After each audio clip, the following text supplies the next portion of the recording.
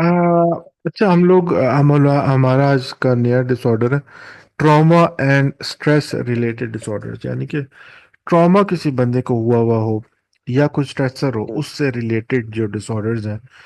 This is the topic आज ये हम आज करेंगे।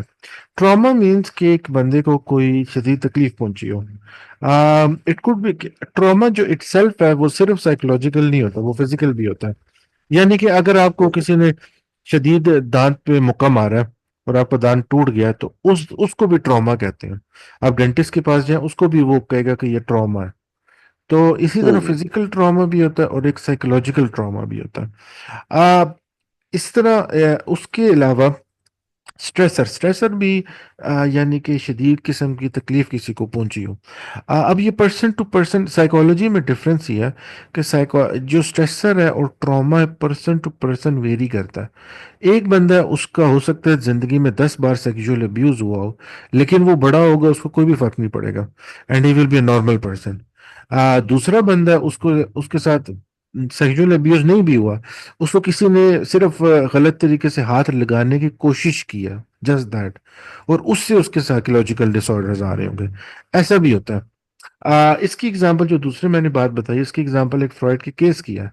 क्योंकि वो जो केस था उसमें यह था कि जो दो कपल्स आपस में रहते थे। एक बंदे को पता चला कि ये जो साथ वाला मर्द है ये मेरी बीवी के साथ इन्वॉल्व है। तो इसने फिर क्या, इसने स्कीम बनाई कि मैं इसे बदला लेने के लिए इसकी जो बेटी है उसके साथ ये काम करूंगा। फिर उसको अपनी बेटी को वो अपने कैबिन में लेके जाता है और उसको अपने गलत तरीके से हाथ लगाने की कोशिश करता है, बट उसको धक्का दे देती है बेटी और भाग जाती है उस कैबिन से। अब इस चीज की वजह से उसमें ओसीडी के सिम्टम आ रहे थे, जिसके साथ वो फ्रॉइड के पास आई थी।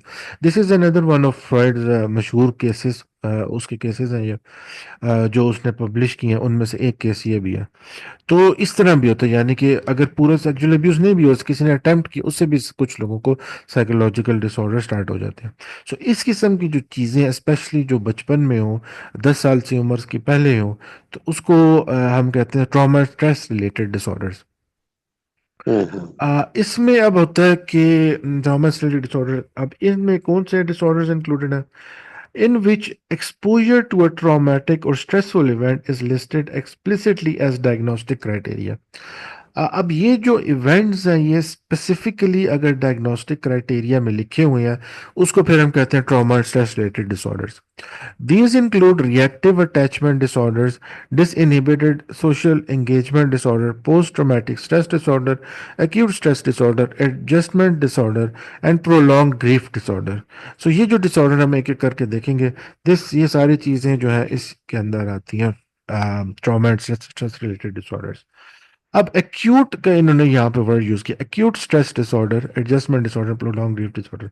एक्यूट इज बेसिकली जो थोड़े वक्त के लिए होता है, एंड क्रॉनिक वो होता है जो काफी लंबे अरसे के लिए चल रहा होता है, 10 साल से ऊपर इस तरह। तो उसको हम कहते हैं क्रॉनिक है ये, है ना। अगर लाइफ लॉन्ग चला आ रहा है, किसी बंदे को पीटीएसडी है, बचपन में हुआ था और वहां से लेके अब तक चला आ रहा है, और अब उसकी उम्र 25 साल है, तो उसको कहते हैं क्रॉनिक।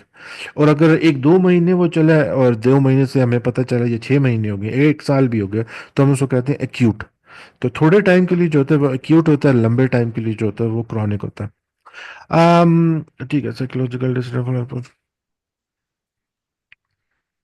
ठीक हो गया, तो हम अब पहले वाले डिसऑर्डर में आते हैं, which is reactive attachment disorder.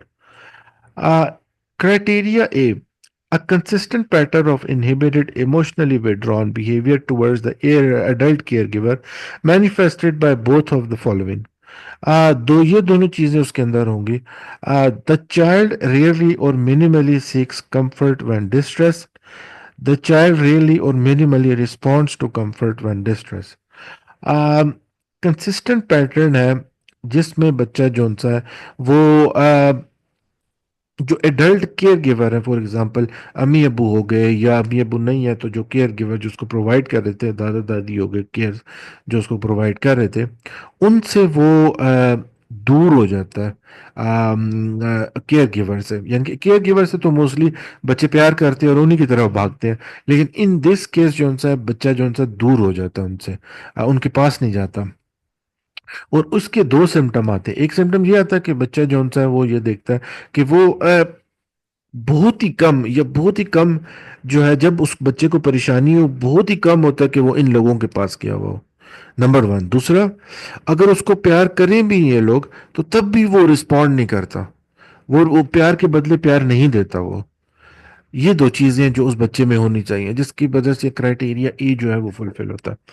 So criteria B is a persistent social and emotional disturbance characterized by at least two of the following. Persistent लगातार social और emotional disturbance, जिसमें से एटलीस्ट दो जो सी इन तीनों में से होनी चाहिए। Number one, minimal social and emotional responsiveness to the others. बहुत ही कम यानी कि सोशली लोगों से बात नहीं करता, लोगों से बात कर रिस्पॉन्ड नहीं करता, लोग उससे बात करने की कोशिश करें फिर भी, या इमोशनल रिस्पॉन्स भी लोगों का नहीं देता, यानी किसी ने उसके ऊपर स्माइल कर दिया तो वो स्माइल का जवाब नहीं देगा। फिर number to, limited positive effect.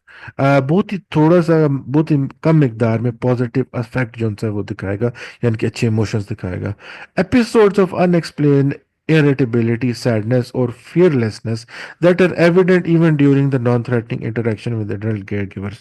यानी कि एडल्ट केयर गिवर के पास भी वो गया तो उसके बावजूद वो उनसे चिड़चिड़ा महसूस होता है, सैड महसूस होता है, उसको परेशानी हो जाती है उनके पास जाके, और उनसे जो उनसे डर लगता है उसको, इवन दो कि वो उसको डरा नहीं रहे हैं, उसके साथ कोई बुरा सलूक नहीं कर रहे हैं, फिर भी वो बाहर उनसे दूर रह रहे हैं।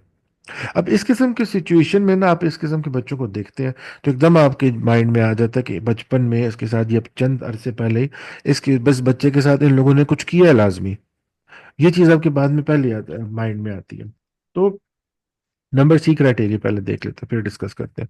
The child has experience a pattern of extremes of insufficient care as evidence by at least one of the following. Child has a pattern of extremes, यानी कि for example, number one, social neglect or deprivation in the form of persistent lack of basic emotional needs for comfort, stimulation and affection by met by caregivers। Number two पहले पूरा पढ़ लेते हैं। Repeated changes of primary caregivers that limit the opportunity to form stable attachments. Number three, rearing in unusual settings that severely limit the opportunities to form selective attachment, for example institution with high child to caregiver ratios। सो इस case में बच्चा zone सा सी criteria ये है कि ऐसी extreme के zone सा पैटर्न है वो बच्चे पे नजर आया जाता है, बच्चे ने एक्सपीरियंस किया हुआ है कि उसको उसको केयर नहीं दी गई है। ठीक है, जैसे मैंने अभी बताया ना कि हमें एकदम से पता चल जाता है पहले इसके साथ कुछ हुआ है, एंड क्या हुआ है उसके साथ कि उसको केयर नहीं दी गई है।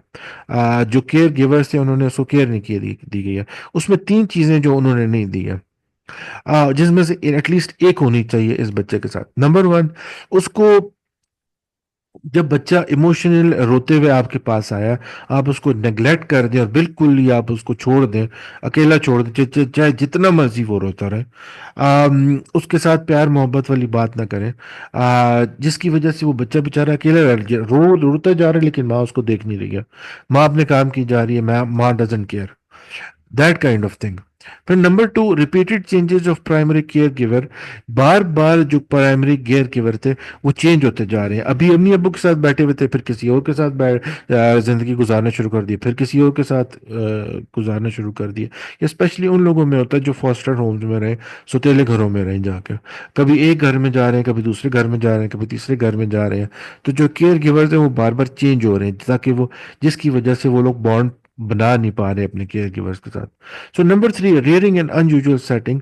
ऐसी सेटिंग्स में जहाँ पे वो बच्चा अपने जो केयर गिवर्स हैं उनके साथ बॉन्ड बना ही ना सके, अटैचमेंट्स। सो इसकी ये इन तीनों चीजों में से एक चीज होनी चाहिए। Number D, the care in criteria C is presumed to be responsible for the disturbed behavior. In criteria A, that is, for example, the disturbances in criteria A begin following the lack of adequate care in criteria C. The criteria is not met for autism spectrum disorder। अच्छा, ये बिल्कुल, ये जो symptom है ना, ये autism में भी आते हैं कि आप उसमें उसके ऊपर स्माइल करें ऑटिस्टिक बच्चे की तरफ, तो वो जवाब नहीं देता, उसको पता ही नहीं चलता। तो बाय डूइंग द असेसमेंट आपको पता चल जाता है बच्चे को ऑटिज्म है या नहीं है। ऑटिज्म नहीं होगा तो इसका मतलब है फिर ये डिसऑर्डर है। अगर ऑटिज्म है फिर ये डिसऑर्डर नहीं है। So disturbance is evident before the age of 5। 5 साल से उम्र से पहले के बच्चे में ये चीज़ें जो सी ज़ाहिर आनी चाहिए। The child has developmental age of at least 9 months. At least ना 9 माह का बच्चा होना चाहिए। Specify if persistent disorder has been present for more than 12 months। अगर 12 साल के तक के लिए तो आप कह सकते हैं कि ये persistent है। स्पेसिफाई कर दें, रिपोर्ट में लिख दें। Reactive attachment disorder is specified as severe when a child exhibits all the symptoms of the disorder with each symptom manifesting at relatively high levels। इसको शदीद कहा जाता है जब उसके अंदर सारे सिम्टम पाए जाए, और जब सिम्टम्स आए तो वो ज्यादा शदीद शिद्दत के साथ आए। इसमें रिएक्टिव अटैचमेंट डिसऑर्डर है ना, यानी कि बच्चे ने जो एक्सपीरियंस किया है बचपन में, उसका रिएक्शन वो दे रहा है। तो this is reactive attachment disorder. जो उसके साथ बुरे सलूक हुए, यानी कि उसके रोता रहा है, उसकी किसी ने फिक्र नहीं की है, जिसकी वजह से वो बच्चा जो सा है ना लोगों से रिस्पॉन्ड करता है इमोशनली, ना किसी के साथ खुशी से बात करता है, लोगों से बात भी नहीं करता। वो लोग उसको अच्छी तरह बात करते हैं लोगों को, सही तरह से वो जवाब भी नहीं देता, यानी खुशी से उनके साथ बात भी नहीं करता। अब और जब भी अपने केयर गिवर के साथ होता है तो बहुत ही ज़्यादा चिड़चिड़ापन महसूस करता है। और उसके अंदर सैडनेस नज़र आती है, और वो उनसे डरता है, वो जो केयर गिवर्स है उनसे डरना शुरू कर देता है।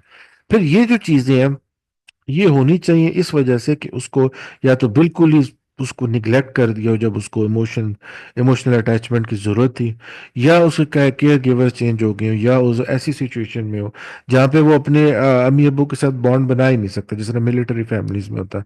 सो इन केसेस में फिर जो सा ये डिसऑर्डर आता है।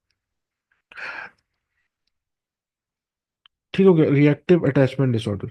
आई थिंक आज के लिए इतनी काफ़ी, क्यों? क्योंकि मेरा अपना मैं खुद थका हुआ हूँ आज। तो बाकी हम कल कर लेते हैं। What do you think? हाँ, कल कर लेते हैं। बहरहाल ये है कि सर आपकी ना ग्रिप बहुत अच्छी होती जा रही है।